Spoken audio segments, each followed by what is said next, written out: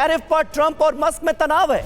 Musk ने tariff हटाने का सुझाव दिया है। टैरिफ नीति पर मस्क ने भी सवाल उठाए हैं। जी हां, डोनाल्ड ट्रंप की टैरिफ पॉलिसी पर अब उनके सबसे अहम सहयोगी माने जाने वाले इलॉन मस्क ही सवाल उठा रहे हैं, ऐतराज जता रहे हैं और कह रहे हैं कि यह टैरिफ पॉलिसी वापस हो जानी चाहिए। मस्क के फैसले के जो बुरे असर हैं उनके बारे में बात की गई है। टैरिफ पर ट्रंप और मस्क के बीच तकरार, तनाव नजर आ रहा है। और आइए इस खबर की कुछ और डिटेल हम आपके सामने रखते हैं। मस्क ने दरअसल क्या कहा है? चीन से आयात पर टैरिफ हटाया जाए। टैरिफ से महंगाई बढ़ने का डर है, नुकसान का खतरा है, उपभोक्ता कारोबार पर बोझ बढ़ा है। इस नई टैरिफ पॉलिसी के चलते टैरिफ पॉलिसी में कई तरह की खामियां हैं, यह कह रहे हैं एलॉन मस्क। अमेरिका ईयू के बीच फ्री ट्रेड जोन बने, इसके पक्षधर हैं एलॉन मस्क। हालांकि जो अभी टैरिफ पॉलिसी है डोनाल्ड ट्रंप की, वो इसके खिलाफ नजर आती है, इसके उलट नजर आती है। मायने क्या है? पहली बार एलॉन मस्क और डोनाल्ड ट्रंप के बीच तकरार सामने आई है, मतभेद सामने आए हैं, वरना दोनों तो एक दूसरे की तारीफ करते नहीं थकते थे। ट्रंप टीम में टेंशन बढ़ने लगी है, असहमति विरोध में बदल सकती है। सवाल क्या है? टैरिफ से ट्रंप और मस्क की दोस्ती क्या टूट जाएगी? ये एक अहम सवाल है। लेकिन रवि के पास एक बार फिर चलेंगे और रवि आपको बताएंगे कि ट्रंप से मस्क नाराज क्यों। बिल्कुल समीर, सबसे बड़ा सवाल तो यही है, क्योंकि नतीजे आने के बाद जिस तरीके से ट्रंप की और एलन मस्क की केमिस्ट्री नजर आ रही थी, कुछ ही महीनों में ये दरार क्यों दिखाई देने लगी है। देखिए, टेस्ला की डिलीवरी 13% घट गई है इस ऐलान के बाद से। शेयर कीमत में भी गिरावट दर्ज की गई और इस वजह से ये टेंशन बढ़ती नजर आ रही है। पार्ट्स के लिए दूसरे देशों पर निर्भर है टेस्ला। टैरिफ की वजह से पार्ट्स खरीदने में दिक्कत आ रही है और टैरिफ से टेस्ला की कीमतें 1.8% बढ़ानी पड़ेंगी। टेस्ला की 51% आय विदेश से आती है, दूसरे देशों से आती है। टैरिफ बढ़ने से कारें महंगी होंगी और ऐसे में उसकी मांग भी घटेगी। मस्क की खुद की नेटवर्थ में भी गिरावट दर्ज की गई है। ये सारी बातें संकेत कर रही हैं कि मूल वजह क्या है समीर, इस तनाव का, इस टेंशन का जो दोनों के बीच अब नजर आने लगी है। बिल्कुल, और ऐसा लग रहा है कि ये दो बिजनेसमैन के बीच सीधी तनातनी है। घाटे का डर संबंधों को बिगाड़ता हुआ यहां पर नजर आ रहा है। सिर्फ ट्रंप को ही नहीं, बल्कि डोनाल्ड ट्रंप जिस तरह से टैरिफ पॉलिसी को आगे बढ़ाते हुए नजर आ रहे हैं, जिस तरह से अपने रुख पर कायम है, उसके बाद तमाम देशों में हलचल मची हुई है। इस फैसले ने पूरी दुनिया के बाजारों को हिलाकर रख दिया है। कई कंपनियों को भारी नुकसान हुआ है, जिसमें टेस्ला भी शामिल है, एलॉन मस्क की कंपनी। आपको बताते हैं कि किस सेक्टर को कितना नुकसान हुआ है। टेक कंपनियों की बात की जाए तो एप्पल को देखिए 16.8% का घाटा हुआ है। अलीबाबा को 19.6% का नुकसान हुआ है, इसके शेयरों में इतनी गिरावट दर्ज की गई। एनवीडिया को भी 10% से ज्यादा का नुकसान हुआ है। तो किस तरह से टेक कंपनियों को डोनाल्ड ट्रंप के इस फैसले का खामियाजा भुगतना पड़ा, ये आप देखिए। बड़े बड़े बैंकों पर असर पड़ा। HSBC के शेयर जो हैं वो तकरीबन 16% तक गिर गए। गोल्डमैन सैक्स 14.3% का नुकसान हुआ। इसके अलावा बैंक ऑफ अमेरिका को भी तकरीबन 14% का घाटा उठाना पड़ा। अब बात करते हैं कार कंपनियों की, जिसमें टेस्ला भी शामिल है। टेस्ला के शेयर 10.7%, 10.7% गिरे। टोयोटा के शेयरों में 9.7% की गिरावट दर्ज की गई। बड़ी बड़ी फार्मा कंपनियों पर इसका असर पड़ा। थर्मो फिशर 12.5% गिरावट दर्ज की गई। एली लिली 12.1% गिरावट।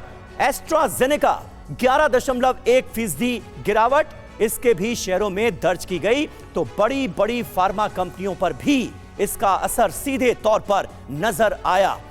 हमारे साथ निनाद सेठ भी मौजूद हैं। निनाद जी, जरा बताइए, ऐसे वक्त में जब तमाम बड़ी बड़ी नामी गिरामी ग्लोबल कंपनियों को नुकसान होता हुआ नजर आ रहा है और इसमें हर बड़े देश की बड़ी बड़ी कंपनियां, बड़े बड़े सेक्टर्स की कंपनियां शामिल हैं, हमने देखा कल भारतीय शेयर बाजारों में भी जबरदस्त गिरावट दर्ज की गई। लोग कहने लगे ये तो 1987 से इसका कंपैरिजन किया जाना चाहिए, लेकिन आज जबरदस्त वापसी की है भारतीय शेयर बाजार ने।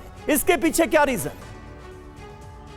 इस वक्त स्टांस है अमेरिका के साथ, हमने ज़्यादा विरोध नहीं दिखाया है। अमेरिका ने इतने सारे टैरिफ लगाए, हम चुप रहे हैं क्योंकि हमें पता है कि डोनाल्ड ट्रंप की स्टाइल है नेगोशिएटिंग स्टाइल। आप बैठिए, बात करिए और कुछ दीजिए कुछ लीजिए। एक तरह से जिसे धंधा कहते हैं, धंधा इन्वेस्टर हैं डोनाल्ड ट्रंप और धंधा हिंदुस्तान को करना आता है। हमारी गवर्नमेंट ज़रूर देगी, जैसे ऑटो पार्ट्स पर देगी, जैसे डिफेंस में देगी, पेट्रोलियम में देगी, पर हम एग्रीकल्चर पर नहीं देंगे। तो मेरे को लगता है कि एक और चाइना भी पीछे नहीं हटने वाला। तो अब अमेरिका को कहाँ से इंपोर्ट करना है? इंडिया से ही करना है। अगर हम अपना गेम ढंग से खेलते हैं, स्मार्ट नेगोशिएशन करते हैं, तो हमारी इकोनॉमी के लिए ये एक अंग्रेजी में जिसे ब्लेसिंग इन डिस्गाइज है वो हो सकता है। पर इसके लिए दो चीज़ें बड़ी ज़रूरी है। हमको कहीं ना कहीं वो 40 बिलियन पर ईयर का सरप्लस 20-25 बिलियन पे लाना पड़ेगा और उसको सेट करने के लिए हमें निवेश चाहिए अमेरिका से। अगर हम ट्रेड नहीं कर सकते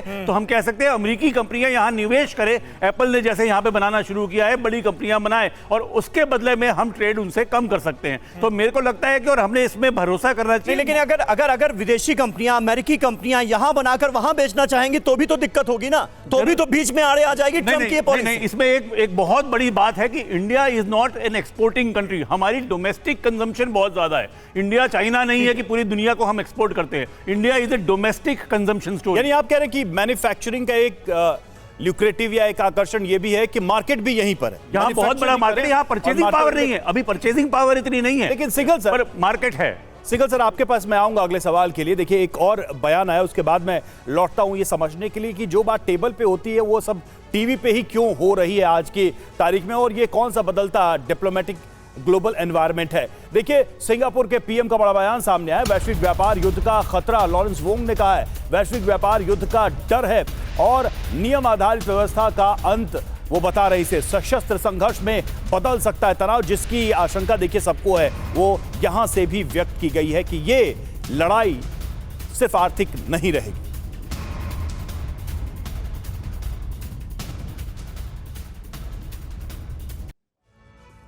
तो देखिए, सिंगापुर के प्राइम मिनिस्टर ने एक तुलना भी कर दी है 1930 के हालात से। सिंगापुर के पीएम लॉरेंस वोंग ने कई बड़ी चेतावनियां दी हैं। आपको बताते हैं कि किन बातों के आधार पर वो कौन सी चेतावनी दे रहे हैं, वो क्या कह रहे हैं। पहली चेतावनी आप देखिए, पहली चेतावनी क्या है, वो क्या कह रहे हैं। तो सीधे तौर पर पहली चेतावनी वो दे रहे हैं कि वैश्विक व्यवस्था में भूचाल आ गया है। इस टैरिफ वॉर की वजह से स्थिरता खतरे में, दुनिया का पुराना ढांचा हिल चुका है। पुराना ढांचा जब वो कहते हैं तो ग्लोबलाइजेशन और फ्री ट्रेड का जिक्र वो करते हैं। दूसरी चेतावनी, मुक्त व्यापार का अंत हो चुका है, वो युग समाप्त हो चुका है, ये कह रहे हैं। वैश्वीकरण और खुला व्यापार, ये दौर खत्म हो गया। ग्लोबलाइजेशन एंड फ्री ट्रेड का जो एरा था उसका अंत हो चुका है। तीसरी चेतावनी, खतरनाक दौर की शुरुआत हो गई है। नया, अनिश्चित और जोखिम भरा ये समय है, ये कह रहे हैं सिंगापुर के प्राइम मिनिस्टर। और चौथी चेतावनी, वैश्विक व्यापार युद्ध का खतरा। जी हां, टैरिफ की जंग वैश्विक अर्थव्यवस्था के लिए घातक है। वो सीधे तौर पे कह रहे हैं कि बात हथियार के युद्ध तक चली जा सकती है। पांचवी चेतावनी, युद्ध का डर। फाइनल एक तरीके से उन्होंने अपना एक एंटिसिपेशन दिया, एक कंक्लूड किया है कि विश्व युद्ध 2 जैसे सैन्य युद्ध में बदल सकता है ये ट्रेड वॉर,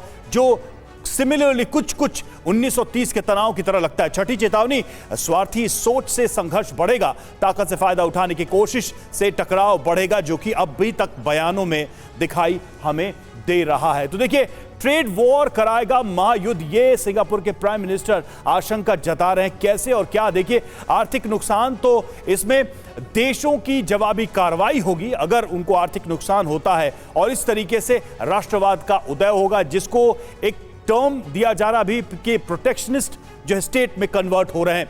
नए गठबंधन और ध्रुवीकरण बने होगा और संसाधनों के लिए फिर तनाव बढ़ेगा, जिससे कि महायुद्ध की जमीन तैयार होगी। सिंगल सर, ये पूरा आकलन जो है वो क्या दिखा रहा है, दुनिया को किस तरफ पुश कर रहे हैं दुनिया के बड़े बड़े देश? अमित, बात यह है कि president Trump is a great showman and he like to talk from the position of strength,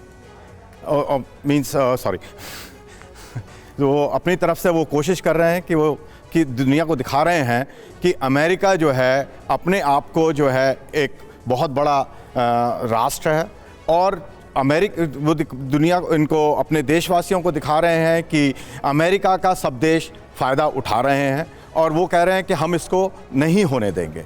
तो उसके लिए उन्होंने ये इस तरह का इसे इशारा किया है और कि जो है सबसे पहले तो उन्होंने जो है इम्पोज कर दिए सबके ऊपर, ये टैरिफ लगा दिया, किसी का 40%, 50%, चाइना को तो उन्होंने अब 106% तक वो पहुंच गए हैं। लेकिन उसके साथ साथ ये भी कह रहे हैं कि भाई रोज़ाना मेरे को फ़ोन आ रहे हैं, 40-50 देशों से रोज़ाना बातचीत हो रही है और कह रहे हैं कि मैं बातचीत का हमारे पास रास्ता खुला हुआ है।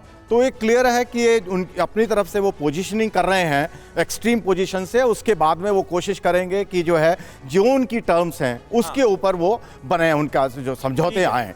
और इसीलिए वो डील का जिक्र करते हैं कि आने वाले वक्त में समझौते भी मुमकिन है, इसका इशारा भी करते नजर आते हैं। इस बीच देखिए ईयू पर राष्ट्रपति ट्रंप का बहुत बड़ा बयान, अमेरिका को नुकसान पहुंचाने के लिए ईयू बना। ईयू के ज्यादातर देश अमेरिका के व्यापार के खिलाफ हैं, ये कहा ट्रंप ने। यूरोपीय संघ अमेरिका के लिए सही नहीं है। ईयू अमेरिका से कार, कृषि उत्पाद नहीं खरीदता, इस बात का भी जिक्र डोनाल्ड ट्रंप की तरफ से किया गया है।